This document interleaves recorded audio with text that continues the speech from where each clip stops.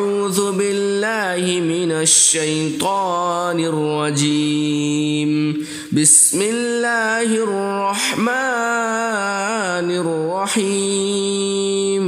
ياسين والقرآن الحكيم إنك لمن المرسلين على صراط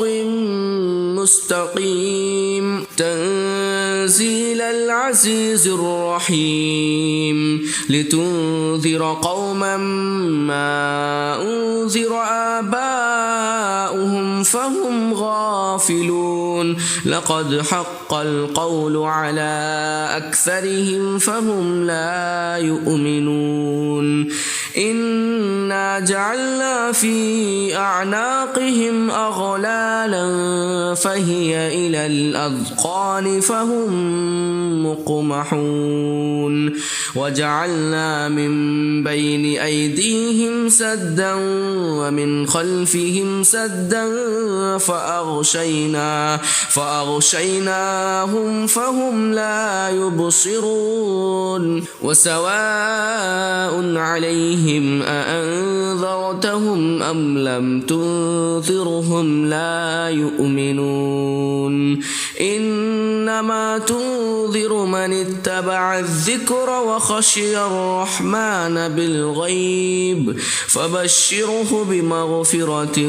وأجر كريم. إنا نحن نحيي الموتى ونكتب ما قدموا وآثارهم وكل شيء أحصيناه في إمام مبين. واضرب لهم مثلا أصحاب القرية إذ جاءها المرسلون إذ أرسلنا إليهم اثنين فكذبوهما فعززنا بثالث فقالوا إنا إليكم مرسلون قالوا ما أنتم إلا بشر مثلنا وما أنزل الرحمن من شيء إن أنتم إلا تكذبون. قالوا ربنا يعلم إنا إليكم لمرسلون وما علينا إلا البلاغ المبين. قالوا إنا تطيرنا بكم لئن لم تنتهوا لنرجمنكم وليمسنكم منا عذاب أليم. قالوا طائركم معكم أئن ذكرتم بل أنتم قوم مسرفون. وجاء من أقصى المدينة رجل يسعى قال يا قوم اتبعوا المرسلين اتبعوا من لا يسألكم أجرا وهم مهتدون. وما لي لا أعبد الذي فطرني وإليه ترجعون. أأتخذ من دونه آلهة إن يردني الرحمن بضر لا تغن عني شفاعتهم شيئا ولا ينقذون. إني إذا لفي ضلال مبين. إني آمنت بربكم فاسمعون. قيل ادخل الجنة قال يا ليت قومي يعلمون بما غفر لي ربي وجعلني من المكرمين. وما أنزلنا على قومه من بعده من جند من السماء وما كنا منزلين. إن كانت إلا صيحة واحدة فإذا هم خامدون يا حسرة على العباد ما يأتيهم من رسول إلا كانوا به يستهزئون ألم يروا كم أهلكنا قبلهم من القرون أنهم إليهم لا يرجعون وإن كل لما جميع لدينا محضرون وآية لهم الأرض الميتة أحييناها وأخرجنا منها حبا فمنه يأكلون وجعلنا فيها جنات من نخيل وأعناب وفجرنا فيها من العيون ليأكلوا من ثمره وما عملته أيديهم أفلا يشكرون سبحان الذي خلق الأزواج كلها مما تنبت الأرض ومن أنفسهم ومما لا يعلمون وآية لهم الليل نسلخ منه النهار فإذا هم مظلمون والشمس تجري لمستقر لها ذلك تقدير العزيز العليم والقمر قدرناه منازل حتى عاد كالعرجون القديم لا الشمس ينبغي لها أن تدرك القمر ولا الليل سابق النهار وكل في فلك يسبحون وآية لهم أنا حملنا ذريتهم في الفلك المشحون وخلقنا لهم من مثله ما يركبون وإن نشأ نغرقهم فلا صريخ لهم ولا هم ينقذون إلا رحمة منا ومتاعا إلى حين وإذا قيل لهم اتقوا ما بين أيديكم وما خلفكم لعلكم ترحمون وما تأتيهم من آية من آيات ربهم إلا كانوا عنها معرضين وإذا قيل لهم أنفقوا مما رزقكم الله قال الذين كفروا للذين آمنوا أنطعم من لو يشاء الله أطعمه إن أنتم إلا في ضلال مبين ويقولون متى هذا الوعد إن كنتم صادقين ما ينظرون إلا صيحة واحدة تأخذهم وهم يخصمون فلا يستطيعون توصية ولا إلى أهلهم يرجعون ونفخ في الصور فإذا هم من الأجداث إلى ربهم ينسلون قالوا يا ويلنا من بعثنا من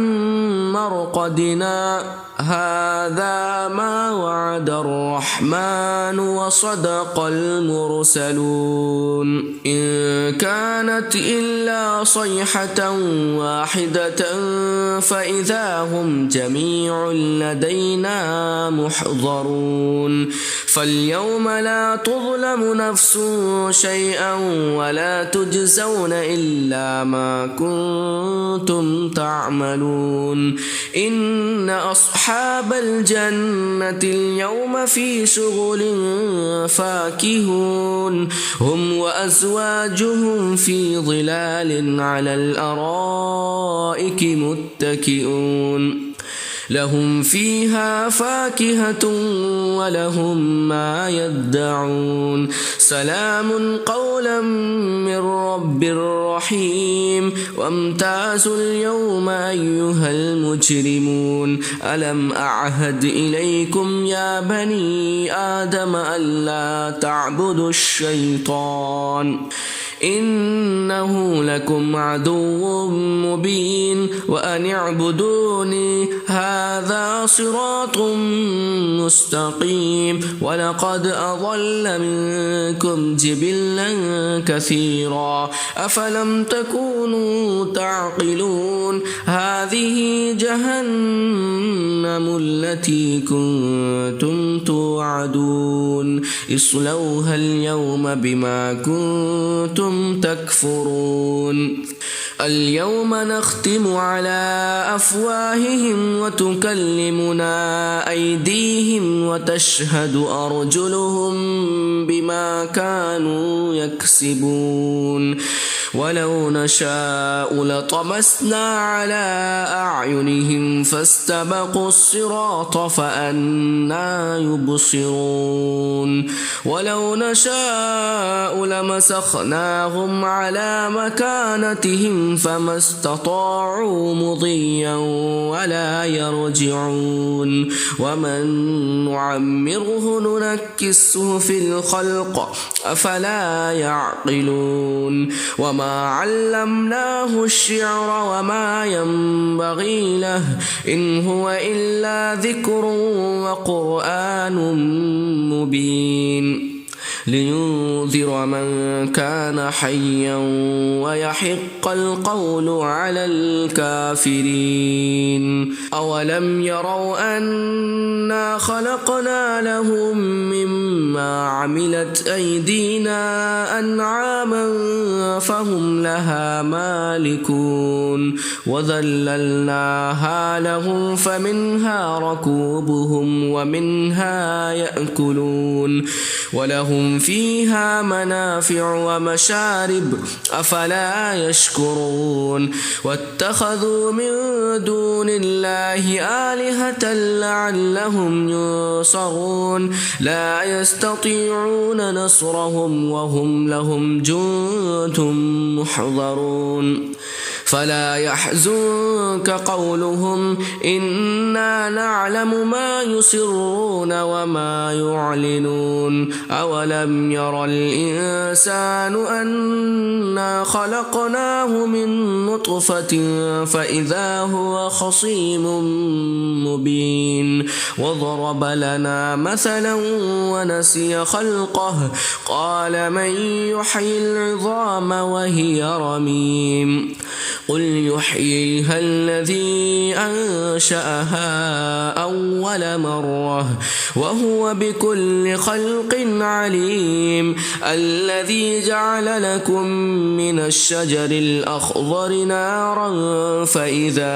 أنتم منه توقدون أوليس الذي خلق السماوات والأرض بقادر على أن يخلق مثلهم بلى وهو الخلاق العليم إنما أمره إذا أراد شيئا أن يقول له كن فيكون فسبحان الذي بيده ملكوت كل شيء وإليه ترجعون بسم الله الرحمن الرحيم الرحمن علم القرآن خلق الإنسان علمه البيان الشمس والقمر بحسبان والنجم والشجر يسجدان والسماء رفعها ووضع الميزان ألا تطغوا في الميزان وأقيموا الوزن بالقسط ولا تخسروا الميزان والأرض وضعها للأنام فيها فاكهة والنخل ذات الأكمام والحب ذو العصف والريحان فبأي آلاء ربكما تكذبان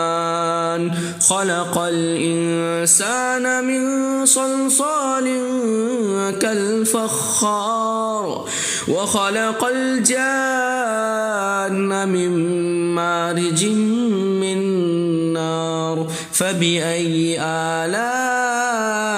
ربكما تكذبان رب المشرقين ورب المغربين فبأي آلاء ربكما تكذبان مرج البحرين يلتقيان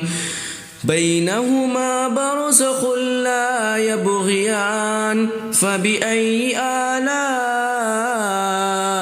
ربكما تكذبان يخرج منهما اللؤلؤ والمرجان فبأي آلاء ربكما تكذبان وله الجوار المنشآت في البحر كالأعلام فبأي آلاء ربكما تكذبان كل من عليها فان ويبقى وجه ربك ذو الجلال والإكرام فبأي آلاء ربكما تكذبان يسأله من في السماوات والأرض كل يوم هو في شأن فبأي آلاء ربكما تكذبان سنفرغ لكم أيها الثقلان فبأي آلاء ربكما تكذبان يا معشر الجن والإنس إن استطعتم أن تنفذوا من أقطار السماوات والأرض فانفذوا لا تنفذون إلا بسلطان فبأي آلاء ربكما تكذبان يرسل عليكما شواظ من نار ونحاس فلا تنتصران فبأي آلاء ربكما تكذبان فإذا انشقت السماء فكانت وردة كالدهان فبأي آلاء ربكما تكذبان فيومئذ لا يسأل عن ذنبه إنس ولا جان فبأي آلاء ربكما تكذبان يعرف المجرمون بسيماهم فيؤخذ بالنواصي والأقدام فبأي آلاء ربكما تكذبان هذه جهنم التي يكذب بها المجرمون يطوفون بينها وبين حميم آن فبأي آلاء ربكما تكذبان ولمن خاف مقام ربه جنتان فبأي آلاء ربكما تكذبان ذواتا أفنان فبأي آلاء ربكما تكذبان فيهما عينان تجريان فبأي آلاء ربكما تكذبان فيهما من كل فاكهة زوجان فبأي آلاء ربكما تكذبان متكئين على فرش بطائنها من استبرق وجنى الجنتين دان فبأي آلاء ربكما تكذبان فيهن قاصرات الطرف لم يطمثهن إنس قبلهم ولا جان فبأي آلاء ربكما تكذبان كأنهن الياقوت والمرجان فبأي آلاء ربكما تكذبان هل جزاء الإحسان إلا الإحسان فبأي آلاء ربكما تكذبان ومن دونهما جنتان فبأي آلاء ربكما تكذبان مدهامتان فبأي آلاء ربكما تكذبان فيهما عينان نضاختان فبأي آلاء ربكما تكذبان فيهما فاكهة ونخل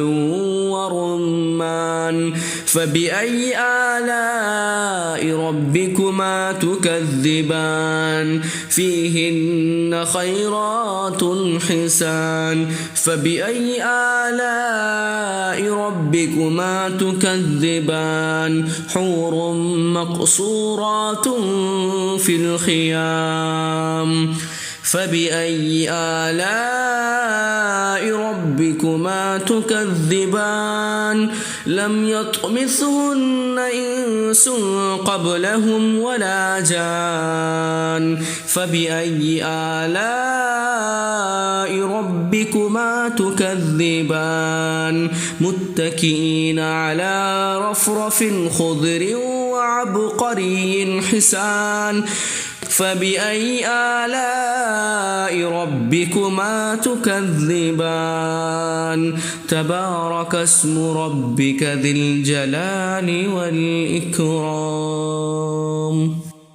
أعوذ بالله من الشيطان الرجيم بسم الله الرحمن الرحيم إذا وقعت الواقعة ليس لوقتها كاذبة خافضة رافعة إذا رجت الأرض رجا وبست الجبال بسا فكانت هباء منبثا وكنتم أزواجا ثلاثة فأصحاب الميمنة ما أصحاب الميمنة وأصحاب المشأمة ما أصحاب المشأمة والسابقون السابقون أولئك المقربون في جنات النعيم ثلة من الأولين وقليل من الآخرين على سرر موضونة متكئين عليها متقابلين يطوف عليهم ولدان مخلدون بأكواب وأبارق وكأس من معين لا يصدعون عنها ولا ينزفون وفاكهة مما يتخيرون ولحم طير مما يشتهون وحور عين كأمثال اللؤلؤ المكنون جزاء بما كانوا يعملون لا يسمعون فيها لغوا ولا تأثيما إلا قيلا سلاما سلاما وأصحاب اليمين ما أصحاب اليمين في سدر مخضود وطلح منضود وظل ممدود وماء مسكوب وفاكهة كثيرة لا مقطوعة ولا ممنوعة وفرش مرفوعة إنا أنشأناهن إنشاء فجعلناهن أبكارا عربا أترابا لأصحاب اليمين ثلة من الأولين وثلة من الآخرين وأصحاب الشمال ما أصحاب الشمال في سموم وحميم وذل من يحموم لا بارد ولا كريم إنهم كانوا قبل ذلك مترفين وكانوا يصرون على الحنث العظيم وكانوا يقولون أئذا متنا وكنا ترابا وعظاما أئنا لمبعوثون أو آباؤنا الأولون قل إن الأولين والآخرين لمجموعون إلى ميقات يوم معلوم ثم إنكم أيها الضالون المكذبون لآكلون من شجر من زقوم فمائلون منها البطون فشاربون عليه من الحميم فشاربون شرب الهيم هذا نزلهم يوم الدين نحن خلقناكم فلولا تصدقون أفرأيتم ما تمنون أأنتم تخلقونه أم نحن الخالقون نحن قدرنا بينكم الموت وما نحن بمسبوقين على أن نبدل أمثالكم وننشئكم فيما لا تعلمون ولقد علمتم النشأة الأولى فلولا تذكرون أفرأيتم ما تحرثون أأنتم تزرعونه أم نحن الزارعون لو نشاء لجعلناه حطاما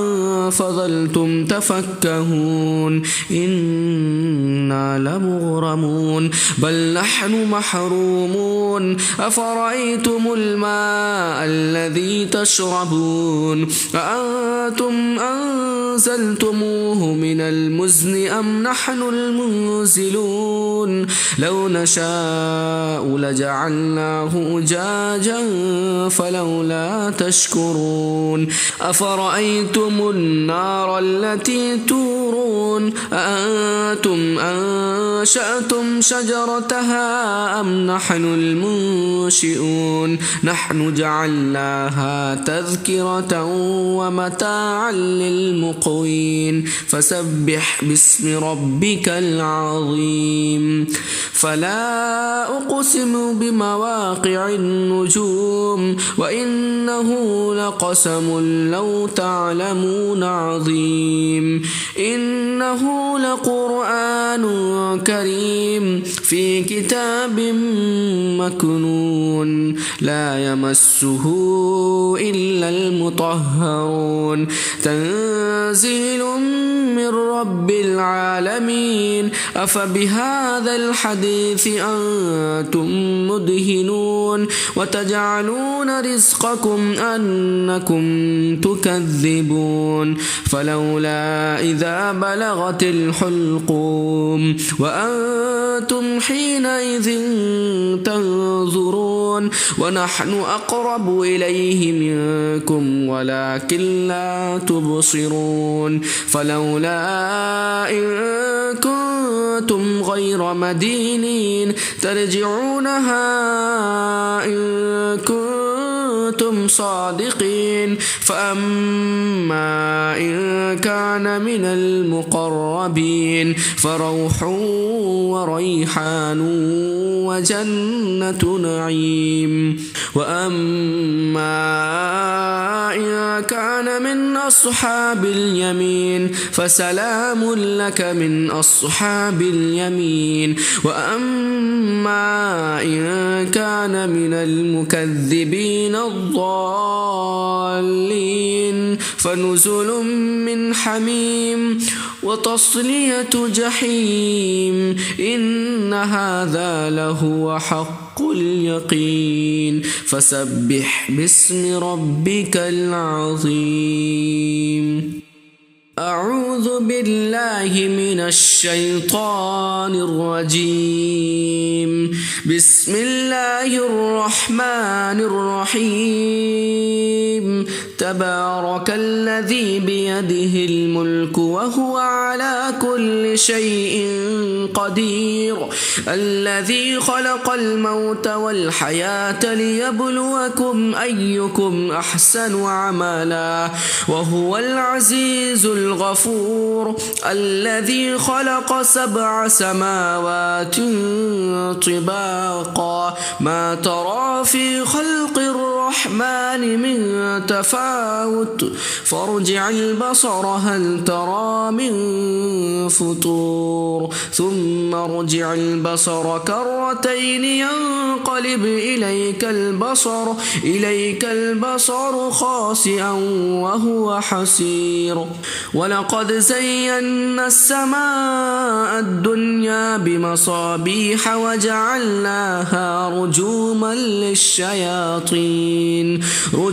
للشياطين وأعتدنا لهم عذاب السعير وللذين كفروا بربهم عذاب جهنم وبئس المصير إذا ألقوا فيها سمعوا لها شهيقا وهي تفور تكاد تميز من الغيظ كلما ألقي فيها فوج سألهم خزنتها ألم يأتكم نذير قالوا بلى قد جاءنا نذير فكذبنا وقلنا ما نزل الله من شيء إن أنتم إلا في ضلال كبير وقالوا لو كنا نسمع أو نعقل ما كنا في أصحاب السعير فاعترفوا بذنبهم فسحقا لأصحاب السعير إن الذين يخشون ربهم بالغيب لهم مغفرة وأجر كبير وأسروا قولكم أو اجهروا به إنه عليم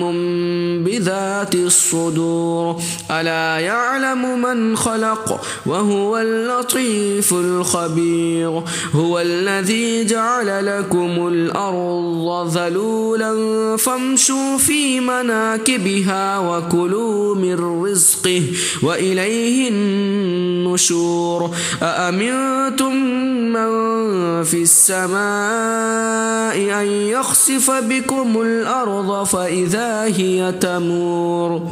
أم أمنتم من في السماء أن يرسل عليكم حاصبا فستعلمون كيف نذير ولقد كذب الذين من قبلهم فكيف كان نكير أولم يروا إلى الطير فوقهم صافات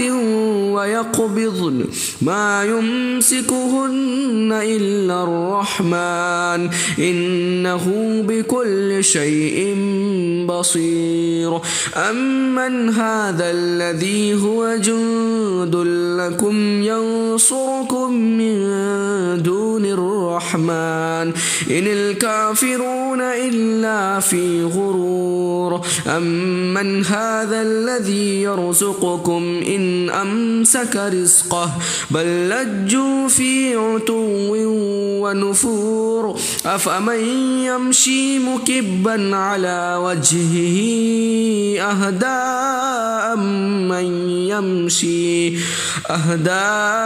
أمن يمشي سويا على صراط مستقيم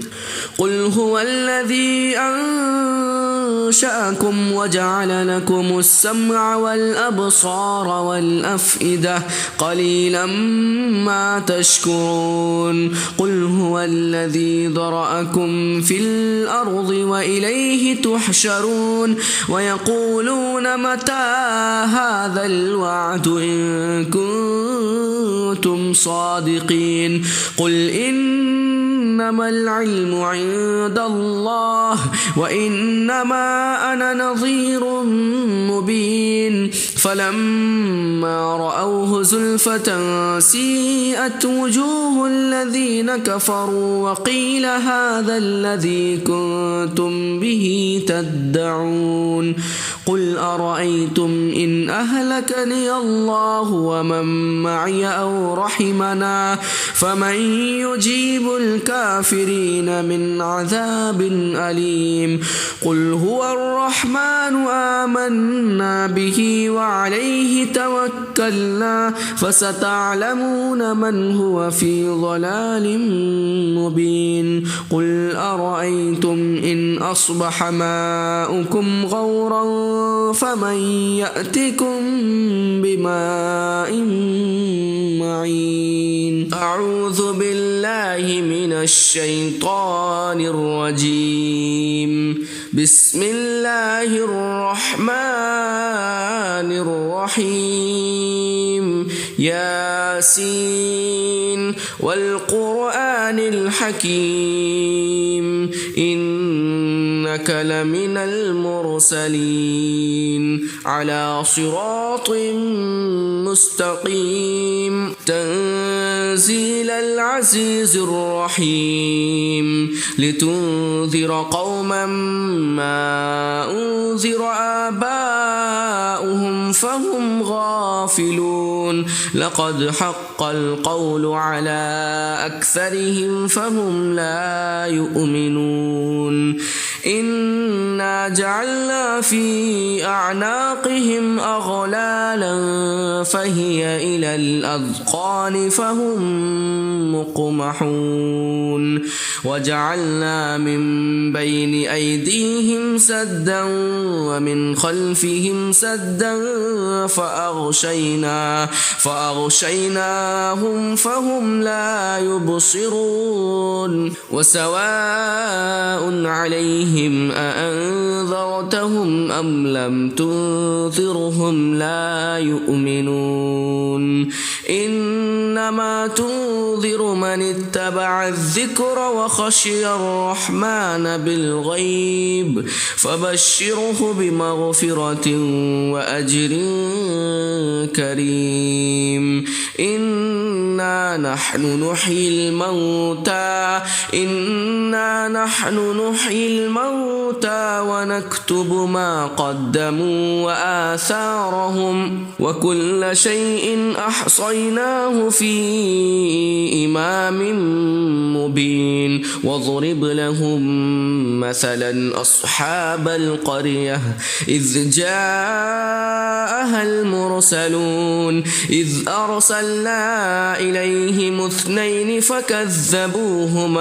فكذبوهما فعززنا ب3 فقالوا إنا إليكم مرسلون قالوا ما أنتم إلا بشر مثلنا وما أنزل الرحمن من شيء إن أنتم إلا تكذبون قالوا ربنا يعلم إنا إليكم لمرسلون وما علينا إلا البلاغ المبين قالوا إنا تطيرنا بكم لئن لم تنتهوا لنرجمنكم وليمسنكم منا عذاب أليم قالوا طائركم معكم أئن ذكرتم بل أنتم قوم مسرفون وجاء من أقصى المدينة رجل يسعى قال يا قوم اتبعوا المرسلين اتبعوا من لا يسألكم أجرا وهم مهتدون وما لي لا أعبد الذي فطرني وإليه ترجعون أأتخذ من دونه آلهة إن يردني الرحمن بضر لا تغن عني شفاعتهم شيئا ولا ينقذون إني إذا لفي ضلال مبين إني آمنت بربكم فاسمعون قيل ادخل الجنة قال يا ليت قومي يعلمون بما غفر لي ربي وجعلني من المكرمين وما أنزلنا على قومه من بعده من جند من السماء وما كنا منزلين إن كانت إلا صيحة واحدة فإذا هم خامدون يا حسرة على العباد ما يأتيهم من رسول إلا كانوا به يستهزئون ألم يروا كم أهلكنا قبلهم من القرون أنهم إليهم لا يرجعون وإن كل لما جميع لدينا محضرون وآية لهم الأرض الميتة أحييناها وأخرجنا منها حبا فمنه يأكلون وجعلنا فيها جنات من نخيل وأعناب وفجرنا فيها من العيون ليأكلوا من ثمره وما عملته أيديهم أفلا يشكرون سبحان الذي خلق الأزواج كلها مما تنبت الأرض ومن أنفسهم ومما لا يعلمون وآية لهم الليل نسلخ منه النهار فإذا هم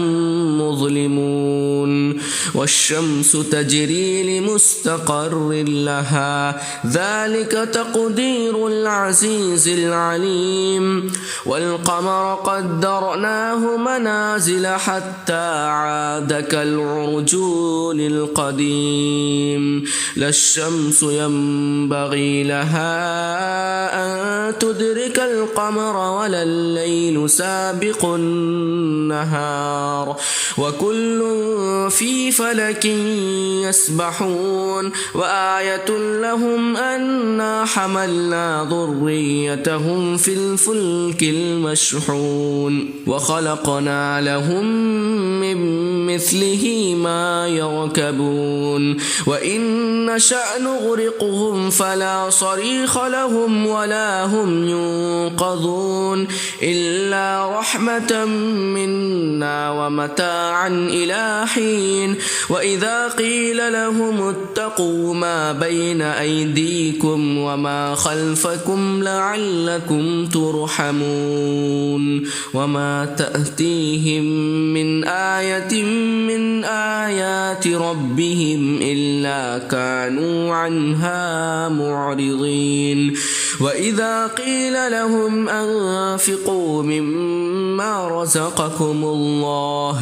قال الذين كفروا للذين آمنوا أنطعم من لو يشاء الله أطعمه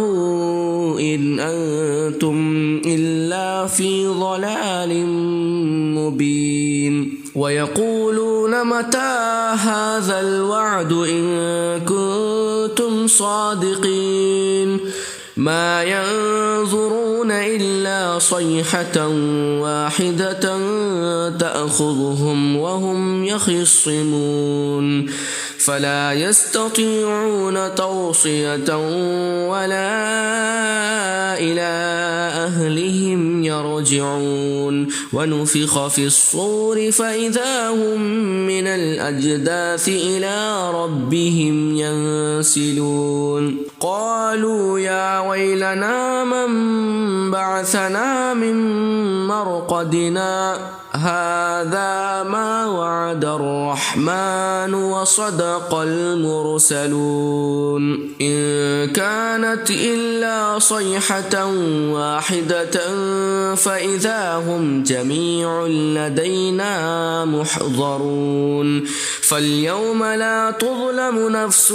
شيئا ولا تجزون إلا ما كنتم تعملون إن أصحاب الجنة اليوم في شغل فاكهون هم وأزواجهم في ظلال على الأرائك متكئون لهم فيها فاكهة ولهم ما يدعون سلام قولا من رب رحيم وامتازوا اليوم أيها المجرمون ألم أعهد إليكم يا بني آدم ألا تعبدوا الشيطان إنه لكم عدو مبين وأن اعبدوني هذا صراط مستقيم ولقد أضل منكم جبلا كثيرا أفلم تكونوا تعقلون هذه جهنم التي كنتم توعدون اصلوها اليوم بما كنتم تكفرون اليوم نختم على أفواههم وتكلمنا أيديهم وتشهد أرجلهم بما كانوا يكسبون ولو نشاء لطمسنا على أعينهم فاستبقوا الصراط فأنى يبصرون ولو نشاء لمسخناهم على مكانتهم فما استطاعوا مضيا ولا يرجعون ومن نعمره ننكسه في الخلق أفلا يعقلون وما علمناه الشعر وما ينبغي له إن هو إلا ذكر وقرآن مبين لينذر من كان حيا ويحق القول على الكافرين أولم يروا أنا خلقنا لهم مما عملت أيدينا أنعاما فهم لها مالكون وذللناها لهم فمنها ركوبهم ومنها يأكلون ولهم فيها منافع ومشارب أفلا يشكرون واتخذوا من دون الله آلهة لعلهم ينصرون لا يستطيعون نصرهم وهم لهم جند محضرون فلا يحزنك قولهم إنا نعلم ما يسرون وما يعلنون أولم ير الإنسان أنا خلقناه من نطفة فإذا هو خصيم مبين وضرب لنا مثلا ونسي خلقه قال من يحيي العظام وهي رميم قل يحييها الذي أنشأها أول مرة وهو بكل خلق عليم الذي جعل لكم من الشجر الأخضر نارا فإذا أنتم منه توقدون أوليس الذي خلق السماوات والأرض بقادر على أن يخلق مثلهم بلى وهو الخلاق العليم إنما أمره إذا أراد شيئا أن يقول له كن فيكون فسبحان الذي بيده ملكوت كل شيء وإليه ترجعون بسم الله الرحمن الرحيم الرحمن علم القرآن خلق الإنسان علمه البيان الشمس والقمر بحسبان والنجم والشجر يسجدان والسماء رفعها ووضع الميزان ألا تطغوا في الميزان وأقيموا الوزن بالقسط ولا تخسروا الميزان والأرض وضعها للأنام فيها فاكهة والنخل ذات الأكمام والحب ذو العصف والريحان فبأي آلاء ربكما تكذبان خلق الإنسان من صلصال كالفخار وخلق الجان من مارج من نار فبأي آلاء ربكما تكذبان رب المشرقين ورب المغربين فبأي آلاء ربكما تكذبان مرج البحرين يلتقيان بينهما برزخ لا يبغيان فبأي آلاء ربكما تكذبان يخرج منهما اللؤلؤ والمرجان فبأي آلاء ربكما تكذبان وله الجوار المنشآت في البحر كالأعلام فبأي آلاء ربكما تكذبان كل من عليها فان ويبقى وجه ربك ذو الجلال والإكرام فبأي آلاء ربكما تكذبان يسأله من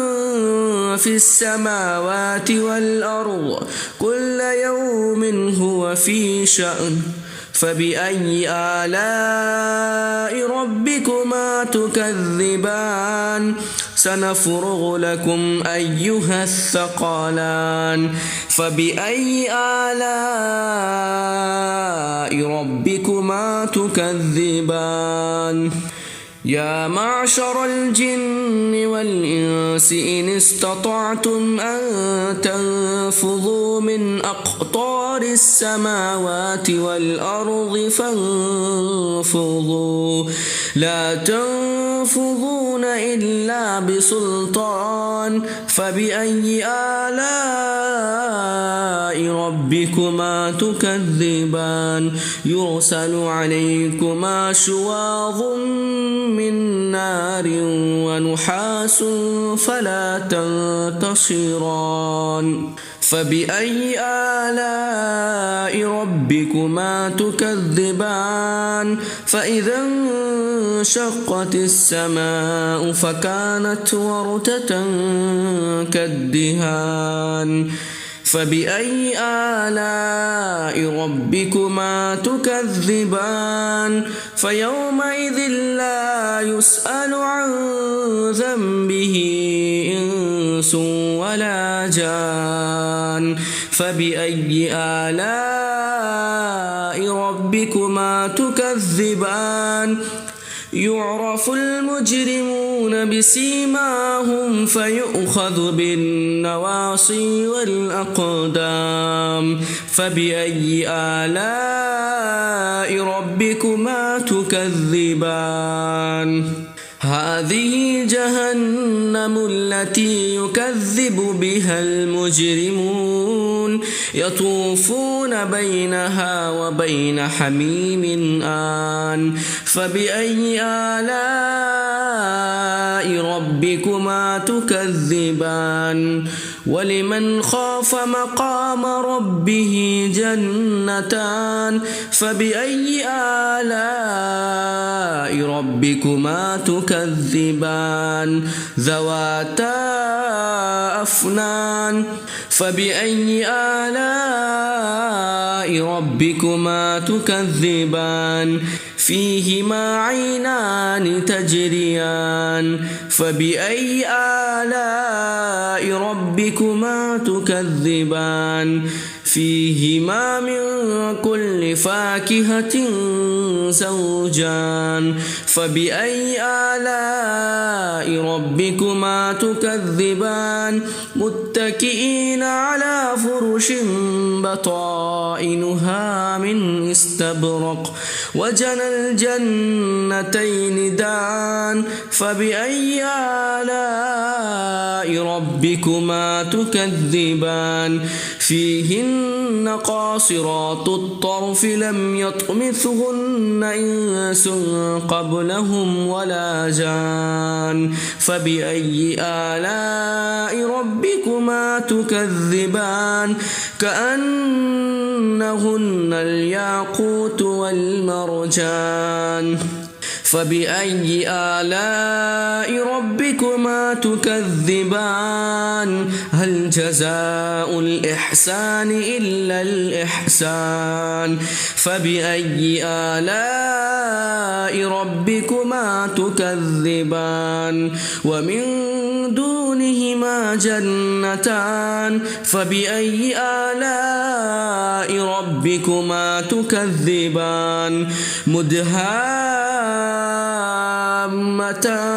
فبأي آلاء ربكما تكذبان فيهما عينان نضاختان فبأي آلاء ربكما تكذبان فيهما فاكهة ونخل ورمان فبأي آلاء ربكما تكذبان فيهن خيرات حسان فبأي آلاء ربكما تكذبان حور مقصورات في الخيام فبأي آلاء ربكما تكذبان لم يطمثهن إنس قبلهم ولا جان فبأي آلاء ربكما تكذبان متكئين على رفرف خضر وعبقري حسان فبأي آلاء ربكما تكذبان تبارك اسم ربك ذي الجلال والإكرام. أعوذ بالله من الشيطان الرجيم. بسم الله الرحمن الرحيم. إذا وقعت الواقعة ليس لوقتها كاذبة خافضة رافعة إذا رجت الأرض رجا وبست الجبال بسا فكانت هباء منبثا وكنتم أزواجا ثلاثة فأصحاب الميمنة ما أصحاب الميمنة وأصحاب المشأمة ما أصحاب المشأمة والسابقون السابقون أولئك المقربون في جنات النعيم ثلة من الأولين وقليل من الآخرين على سرر موضونة متكئين عليها متقابلين يطوف عليهم ولدان مخلدون بأكواب وأبارق وكأس من معين لا يصدعون عنها ولا ينزفون وفاكهة مما يتخيرون ولحم طير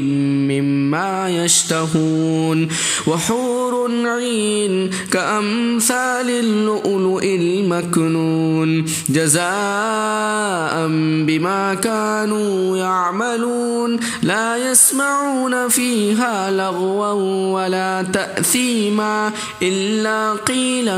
سلاما سلاما وأصحاب اليمين ما أصحاب اليمين في سدر مخضود وطلح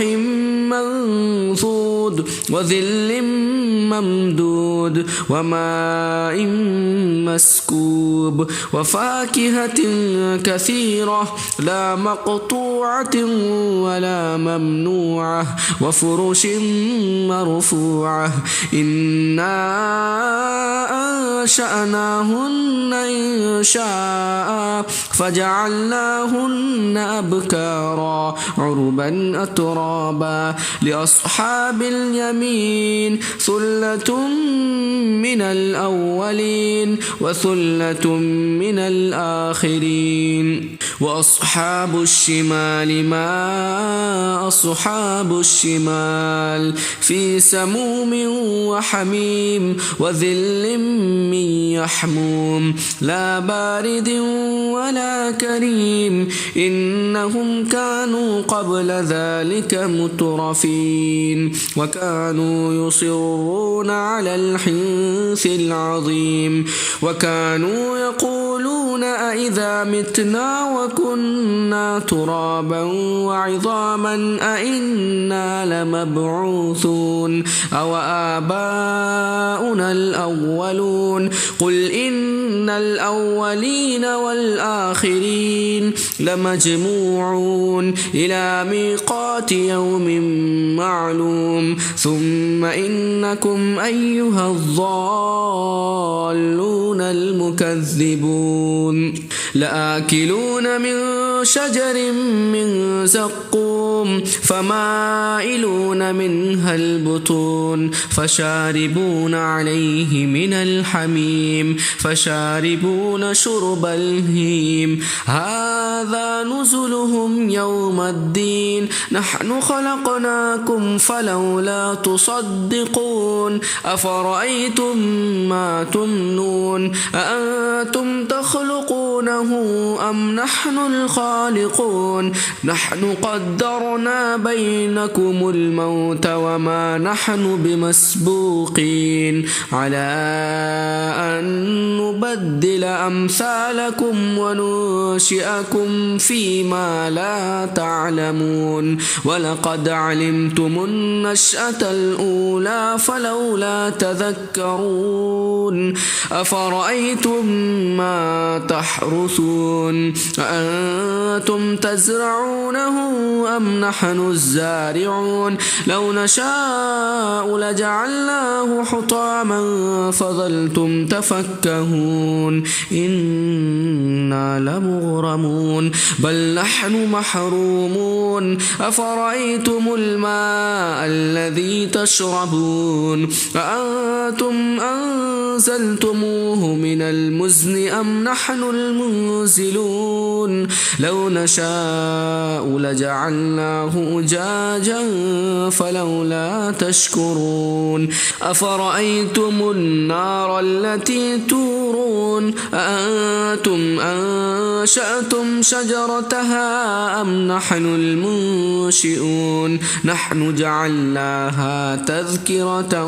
ومتاعا للمقوين فسبح باسم ربك العظيم فلا أقسم بمواقع النجوم وإنه لقسم لو تعلمون عظيم إنه لقرآن كريم في كتاب مكنون لا يمسه إلا المطهرون تنزيل من رب العالمين أفبهذا الحديث أنتم مدهنون وتجعلون رزقكم أنكم تكذبون فلولا إذا بلغت الحلقوم وأنتم حينئذ تنظرون ونحن أقرب إليه منكم ولكن لا تبصرون فلولا إن كنتم غير مدينين ترجعونها إن كنتم صادقين فأما إن كان من المقربين فروح وريحان وجنة نعيم وأما إن كان من أصحاب اليمين فسلام لك من أصحاب اليمين وأما إن كان من المكذبين الضالين فنزل من حميم وتصلية جحيم إن هذا لهو حق اليقين فسبح باسم ربك العظيم أعوذ بالله من الشيطان الرجيم بسم الله الرحمن الرحيم تبارك الذي بيده الملك وهو على كل شيء قدير الذي خلق الموت والحياة ليبلوكم أيكم أحسن عملا وهو العزيز الغفور الذي خلق 7 سماوات طباقا ما ترى في خلق الرحمن من تفاوت فارجع البصر هل ترى من فطور ثم ارجع البصر كرتين ينقلب إليك البصر خاسئا وهو حسير ولقد زينا السماء الدنيا بمصابيح وجعلناها رجوما للشياطين وأعتدنا لهم عذاب السعير وللذين كفروا بربهم عذاب جهنم وبئس المصير إذا ألقوا فيها سمعوا لها شهيقا وهي تفور تكاد تميز من الغيظ كلما ألقي فيها فوج سألهم خزنتها ألم يأتكم نذير قالوا بلى قد جاءنا نذير فكذبنا وقلنا ما نزل الله من شيء إن أنتم إلا في ضلال كبير وقالوا لو كنا نسمع أو نعقل ما كنا في أصحاب السعير فاعترفوا بذنبهم فسحقا لأصحاب السعير إن الذين يخشون ربهم بالغيب لهم مغفرة وأجر كبير وأسروا قولكم أو اجهروا به إنه عليم بذات الصدور ألا يعلم من خلق وهو اللطيف الخبير هو الذي جعل لكم الأرض ذلولا فامشوا في مناكبها وكلوا من رزقه وإليه النشور أأمنتم من في السماء أن يخسف بكم الأرض فإذا هي تمور أم أمنتم من في السماء أن يرسل عليكم حاصبا فستعلمون كيف نذير ولقد كذب الذين من قبلهم فكيف كان نكير أولم يروا إلى الطير فوقهم صافات ويقبضن ما يمسكهن إلا الرحمن إنه بكل شيء بصير أمن هذا الذي هو جند لكم ينصركم من دون الرحمن إن الكافرون إلا في غرور أمن هذا الذي يرزقكم إن أمسك رزقه بل لجوا في عتو ونفور أفمن يمشي مكبا على وجهه أهدى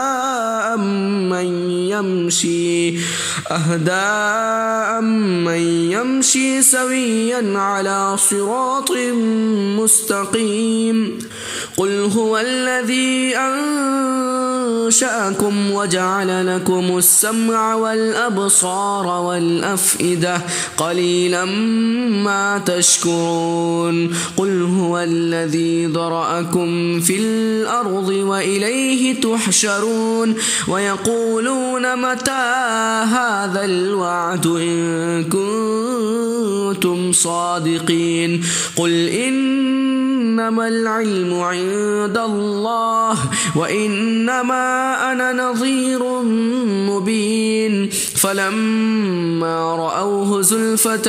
سيئت وجوه الذين كفروا وقيل هذا الذي كنتم به تدعون قل أرأيتم إن أهلكني الله ومن معي أو رحمنا فمن يجيب الكافرين من عذاب أليم قل هو الرحمن آمنا به وعليه توكلنا فستعلمون من هو في ضلال مبين قل أرأيتم إن أصبح ماؤكم غورا فمن يأتكم بماء معين أعوذ بالله من الشيطان الرجيم بسم الله الرحمن الرحيم ياسين والقرآن الحكيم إنك إنك لمن المرسلين على صراط مستقيم تنزيل العزيز الرحيم لتنذر قوما ما أنذر آباؤهم فهم غافلون لقد حق القول على أكثرهم فهم لا يؤمنون إنا جعلنا في أعناقهم أغلالا فهي إلى الأذقان فهم مقمحون وجعلنا من بين أيديهم سدا ومن خلفهم سدا فأغشيناهم فهم لا يبصرون وسواء عليهم أأنذرتهم أم لم تنذرهم لا يؤمنون إنما تنذر من اتبع الذكر وخشي الرحمن بالغيب فبشره بمغفرة وأجر كريم إنا نحن نحيي الموتى ونكتب ما قدموا وآثارهم وكل شيء أحصيناه في إمام مبين واضرب لهم مثلا أصحاب القرية إذ جاءها المرسلون إذ أرسلنا إليهم 2 فكذبوهما فعززنا ب3 فقالوا إنا إليكم مرسلون قالوا ما أنتم إلا بشر مثلنا وما أنزل الرحمن من شيء إن أنتم إلا تكذبون قالوا ربنا يعلم إنا إليكم لمرسلون وما علينا إلا البلاغ المبين قالوا إنا تطيرنا بكم لئن لم تنتهوا لنرجمنكم وليمسنكم منا عذاب أليم قالوا طائركم معكم أئن ذكرتم بل أنتم قوم مسرفون وجاء من أقصى المدينة رجل يسعى قال يا قوم اتبعوا المرسلين اتبعوا من لا يسألكم أجرا وهم مهتدون وما لي لا أعبد الذي فطرني وإليه ترجعون أأتخذ من دونه آلهة إن يردني الرحمن بضر لا تغن عني شفاعتهم شيئا ولا ينقذون إني إذا لفي ضلال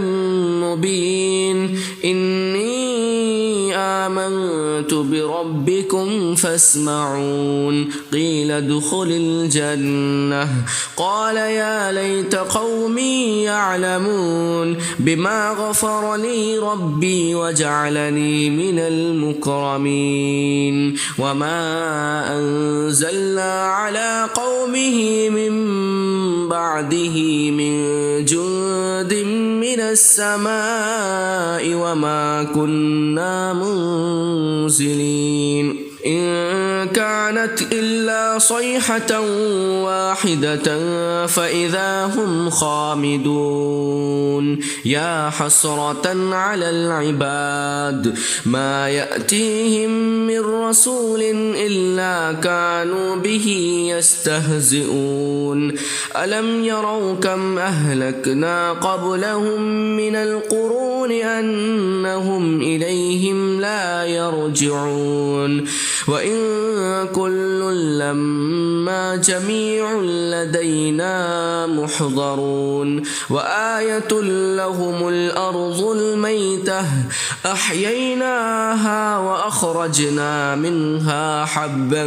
فمنه يأكلون وجعلنا فيها جنات من نخيل وأعناب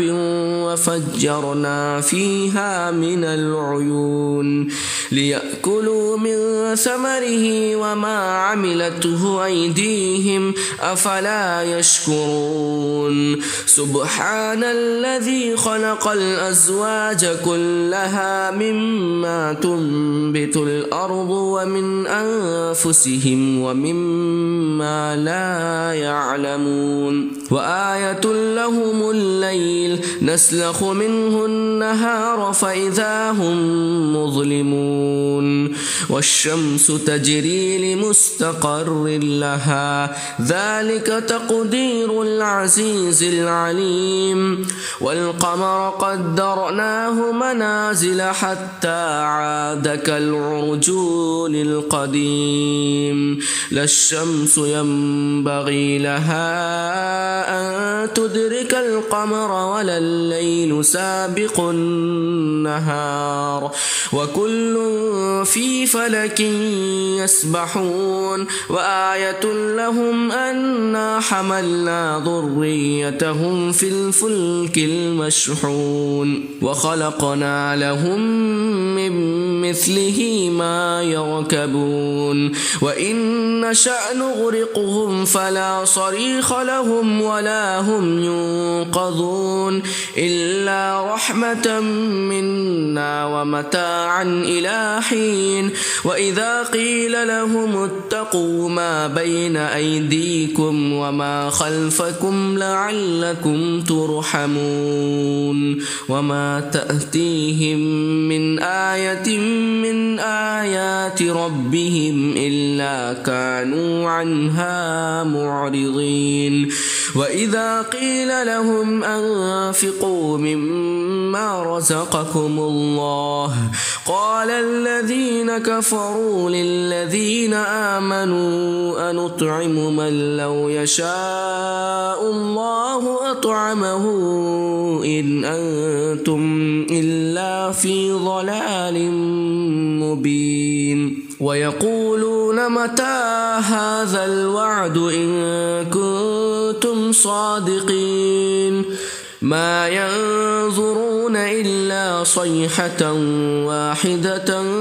تأخذهم وهم يخصمون فلا يستطيعون توصية ولا إلى أهلهم يرجعون ونفخ في الصور فإذا هم من الأجداث إلى ربهم ينسلون قالوا يا ويلنا من بعثنا من مرقدنا هذا ما وعد الرحمن وصدق المرسلون إن كانت إلا صيحة واحدة فإذا هم جميع لدينا محضرون فاليوم لا تظلم نفس شيئا ولا تجزون إلا ما كنتم تعملون إن أصحاب الجنة اليوم في شغل فاكهون هم وأزواجهم في ظلال على الأرائك متكئون لهم فيها فاكهة ولهم ما يدعون سلام قولا من رب رحيم وامتازوا اليوم أيها المجرمون ألم أعهد إليكم يا بني آدم ألا تعبدوا الشيطان إنه لكم عدو مبين وأن اعبدوني هذا صراط مستقيم ولقد أضل منكم جبلا كثيرا أفلم تكونوا تعقلون هذه جهنم التي كنتم توعدون اصلوها اليوم بما كنتم تكفرون اليوم نختم على أفواههم وتكلمنا أيديهم وتشهد أرجلهم بما كانوا يكسبون ولو نشاء لطمسنا على أعينهم فاستبقوا الصراط فأنى يبصرون ولو نشاء لمسخناهم على مكانتهم فما استطاعوا مضيا ولا يرجعون ومن نعمره ننكسه في الخلق أفلا يعقلون وما علمناه الشعر وما ينبغي له إن هو إلا ذكر وقرآن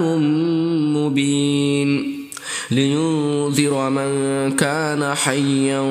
ويحق القول على الكافرين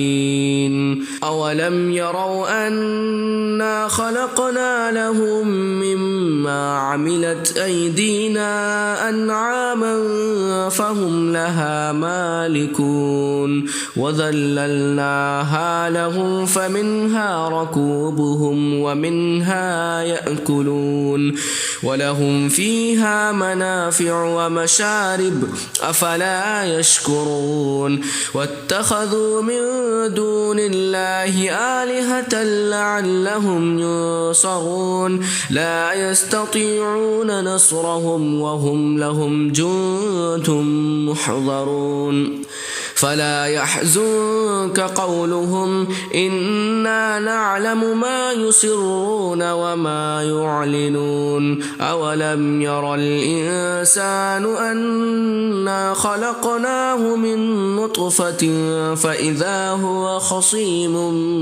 مبين وضرب لنا مثلا ونسي خلقه قال من يحيي العظام وهي رميم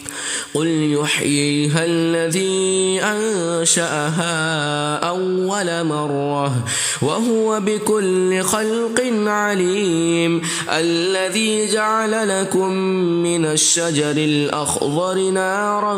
فإذا أنتم منه توقدون أوليس الذي خلق السماوات والأرض بقادر على أن يخلق مثلهم بلى وهو الخلاق العليم إنما أمره إذا أراد شيئا أن يقول له كن فيكون فسبحان الذي بيده ملكوت كل شيء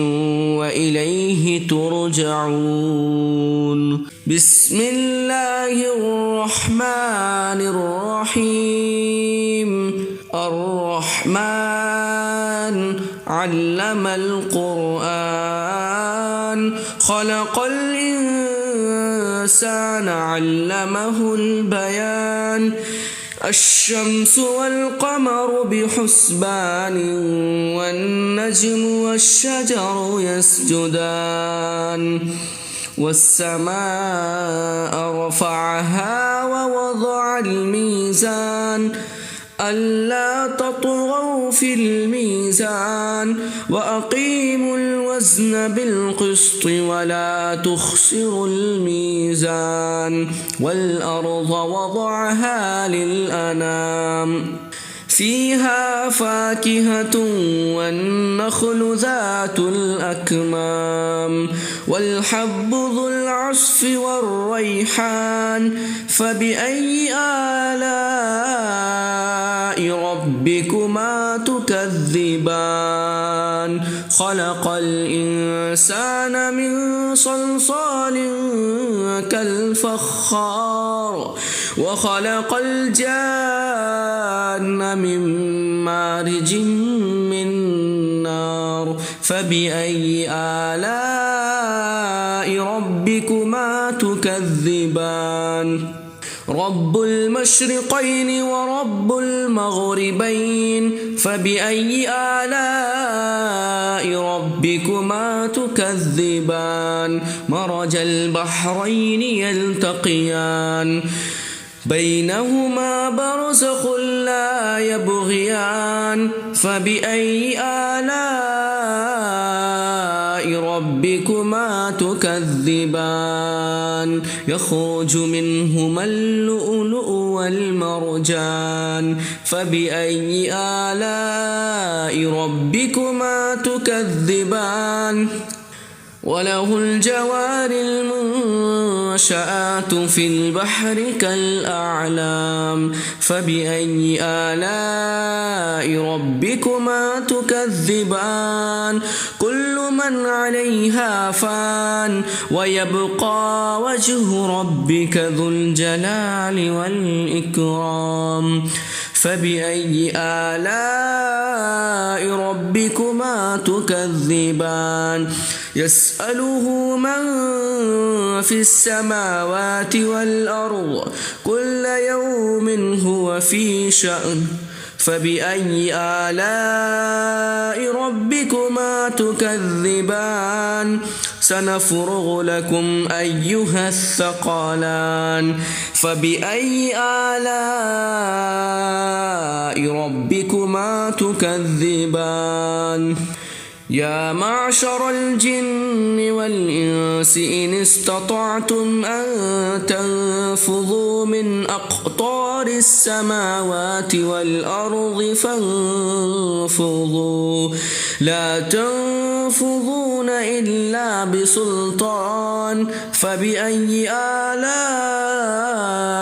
ربكما تكذبان يرسل عليكما شواظ من نار ونحاس فلا تنتصران فبأي آلاء ربكما تكذبان فإذا انشقت السماء فكانت وردة كالدهان فبأي آلاء ربكما تكذبان فيومئذ لا يسأل عن ذنبه إنس ولا جان فبأي آلاء ربكما تكذبان يعرف المجرمون بسيماهم فيؤخذ بالنواصي والأقدام فبأي آلاء ربكما تكذبان هذه جهنم التي يكذب بها المجرمون يطوفون بينها وبين حميم آن فبأي آلاء ربكما تكذبان ولمن خاف مقام ربه جنتان فبأي آلاء ربكما تكذبان ذواتا أفنان فبأي آلاء ربكما تكذبان فيهما عينان تجريان فبأي آلاء ربكما تكذبان فيهما من كل فاكهة زوجان فبأي آلاء ربكما تكذبان متكئين على فرش بطائنها من استبرق وجنى الجنتين دان فبأي آلاء ربكما تكذبان فيهن قاصرات الطرف لم يطمثهن إنس قبلهم ولا جان فبأي آلاء ربكما تكذبان كأنهن الياقوت والمرجان فبأي آلاء ربكما تكذبان هل جزاء الإحسان إلا الإحسان فبأي آلاء ربكما تكذبان ومن دونهما جنتان فبأي آلاء ربكما تكذبان مدهامتان فبأي آلاء ربكما تكذبان فيهما عينان نضاختان فبأي آلاء ربكما تكذبان فيهما فاكهة ونخل ورمان فبأي آلاء ربكما تكذبان فيهن خيرات حسان فبأي آلاء ربكما تكذبان حور مقصورات في الخيام فبأي آلاء ربكما تكذبان لم يطمثهن إنس قبلهم ولا جان فبأي آلاء ربكما تكذبان متكئين على رفرف خضر وعبقري حسان فبأي آلاء ربكما تكذبان تبارك اسم ربك ذي الجلال والإكرام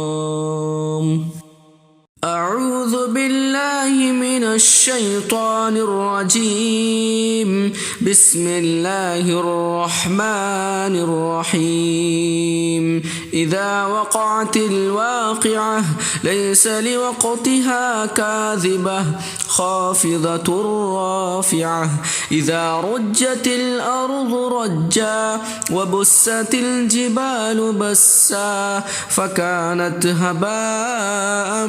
منبثا وكنتم أزواجا ثلاثة فأصحاب الميمنة ما أصحاب الميمنة وأصحاب المشأمة ما أصحاب المشأمة والسابقون السابقون أولئك المقربون في جنات النعيم ثلة من الأولين وقليل من الآخرين على سرر موضونة متكئين عليها متقابلين يطوف عليهم ولدان مخلدون بأكواب وأبارق وكأس من معين لا يصدعون عنها ولا ينزفون وفاكهة مما يتخيرون ولحم طير مما يشتهون وحور عين كأمثال اللؤلؤ المكنون جزاء بما كانوا يعملون لا يسمعون فيها لغوا ولا تأثيما إلا قيلا سلاما سلاما وأصحاب اليمين ما أصحاب اليمين في سدر مخضود وطلح منضود وظل ممدود وماء مسكوب وفاكهة كثيرة لا مقطوعة ولا ممنوعة وفرش مرفوعة إنا أنشأناهن إنشاء فجعلناهن أبكارا عربا أترابا لأصحاب اليمين ثلة من الأولين وثلة من الآخرين وأصحاب الشمال ما أصحاب الشمال في سموم وحميم وذل من يحموم لا بارد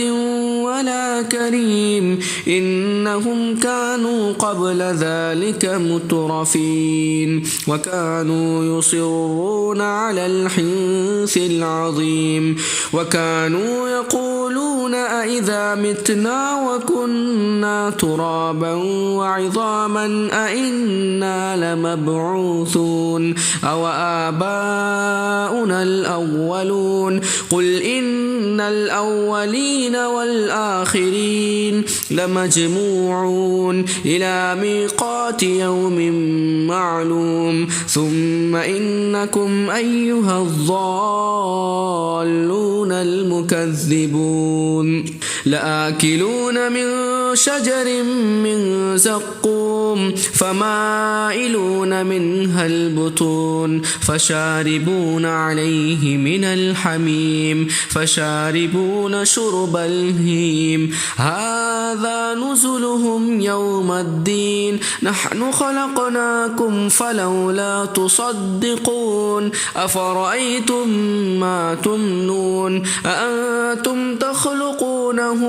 أم نحن الخالقون نحن قدرنا بينكم الموت وما نحن بمسبوقين على أن نبدل أمثالكم وننشئكم فيما لا تعلمون ولقد علمتم النشأة الأولى فلولا تذكرون أفرأيتم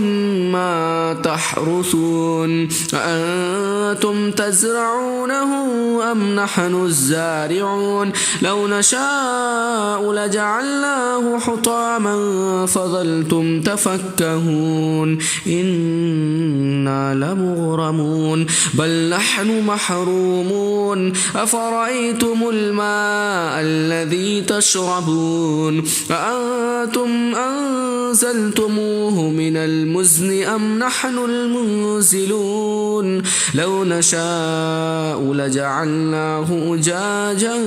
فلولا تشكرون أفرأيتم النار التي تورون أأنتم أنشأتم شجرتها أم نحن المنشئون نحن جعلناها تذكرة ومتاعا للمقوين فسبح باسم ربك العظيم فلا أقسم بمواقع النجوم وإنه لقسم لو تعلمون عظيم إنه لقرآن كريم في كتاب مكنون لا يمسه إلا المطهرون تنزيل من رب العالمين أفبهذا الحديث أنتم مدهنون وتجعلون رزقكم أنكم تكذبون فلولا إذا بلغت الحلقوم وأنتم حينئذ تنظرون ونحن أقرب إليه منكم ولكن لا تبصرون فلولا إن كنتم غير مدينين ترجعونها إن كنتم كنتم صادقين فأما إن كان من المقربين فروح وريحان وجنة نعيم وأما إن كان من أصحاب اليمين فسلام لك من أصحاب اليمين وأما إن كان من المكذبين الضالين فنزل من حميم وتصلية جحيم إن هذا لهو حق اليقين فسبح باسم ربك العظيم. أعوذ بالله من الشيطان الرجيم. بسم الله الرحمن الرحيم. تبارك الذي بيده الملك وهو على كل شيء قدير الذي خلق الموت والحياة ليبلوكم أيكم أحسن عملا وهو العزيز الغفور الذي خلق 7 سماوات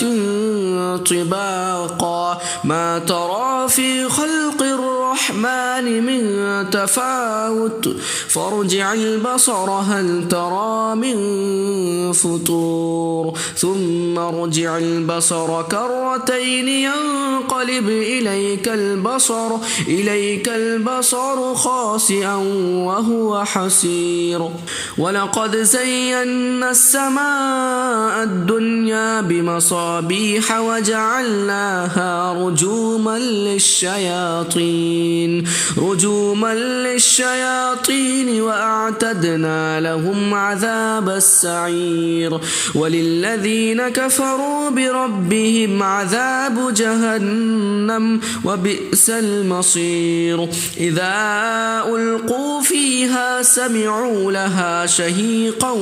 وهي تفور تكاد تميز من الغيظ كلما ألقي فيها فوج سألهم خزنتها ألم يأتكم نذير قالوا بلى قد جاءنا نذير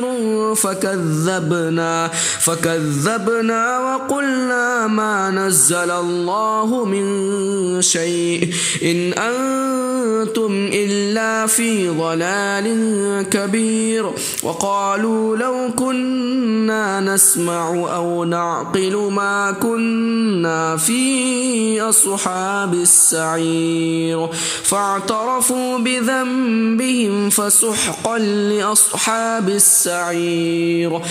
إن الذين يخشون ربهم بالغيب لهم مغفرة وأجر كبير وأسروا قولكم أو اجهروا به إنه عليم بذات الصدور ألا يعلم من خلق وهو اللطيف الخبير هو الذي جعل لكم الأرض ذلولا فامشوا في مناكبها وكلوا من رزقه وإليه النشور أأمنتم من في السماء أن يخسف بكم الأرض فإذا هي تمور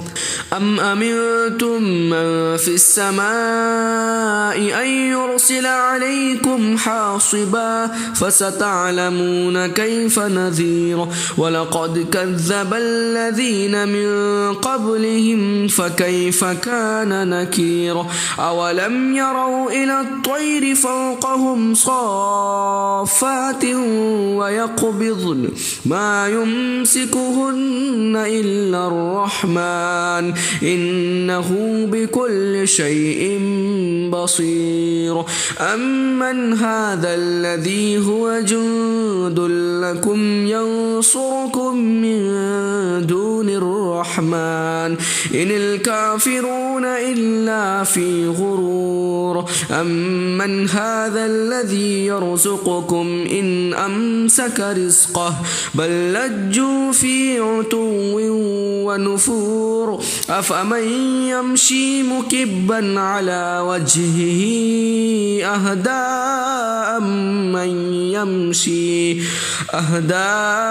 أمن يمشي سويا على صراط مستقيم قل هو الذي أنشأكم وجعل لكم السمع والأبصار والأفئدة قليلا ما تشكرون قل هو الذي ذرأكم في الأرض وإليه تحشرون ويقولون متى هذا الوعد إن كنتم صادقين قل إنما العلم عند الله وإنما أنا نظير مبين فلما رأوه زلفة سيئت وجوه الذين كفروا وقيل هذا الذي كنتم به تدعون قل أرأيتم إن أهلكني الله ومن معي أو رحمنا فمن يجيب الكافرين من عذاب أليم قل هو الرحمن آمنا به وعليه توكلنا فستعلمون من هو في ضلال مبين قل أرأيتم إن أصبح ماؤكم غورا فمن يأتكم بماء معين